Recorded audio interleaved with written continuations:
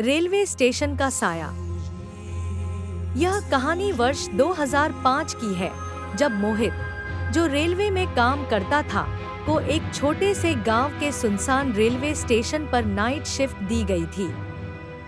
यह स्टेशन दूर दराज के इलाके में था, जहां आखिरी ट्रेन रात 11 बजे गुजरती और उसके बाद स्टेशन बिल्कुल खाली हो जाता था, ultimately leading him to refuse night shifts thereafter। मोहित का काम था स्टेशन पर निगरानी रखना और अगली सुबह की ट्रेन के लिए सब तैयार करना। पहली रात उसने स्टेशन पर सन्नाटे का अनुभव किया। दूर जंगल से कभी-कभी सियारों के रोने की आवाजें आती और हवा में एक अजीब सी ठंडक थी। रात के करीब 2 बजे मोहित ने देखा कि प्लेटफॉर्म के दूसरे छोर पर कोई खड़ा है। वह सफेद कपड़ों में एक औरत थी, जो रेलवे ट्रैक की ओर देख रही थी। मोहित को यह अजीब लगा, क्योंकि इस समय वहां कोई नहीं आना चाहिए था। वह उसकी ओर बढ़ा और दूर से आवाज लगाई, आप यहाँ क्या कर रही हैं? यह जगह सुरक्षित नहीं है।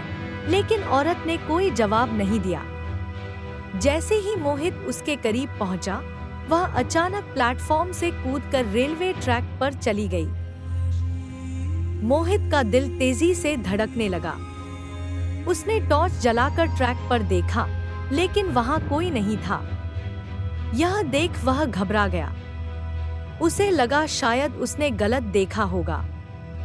वह वापस अपने कमरे में आ गया, लेकिन उसका मन शांत नहीं हो रहा था। कुछ देर बाद, जब वह स्टेशन मास्टर रूम में बैठा था, तभी उसे लगा कि किसी ने दरवाजा खटखटाया। उसने दरवाजा खोला, लेकिन बाहर कोई नहीं था।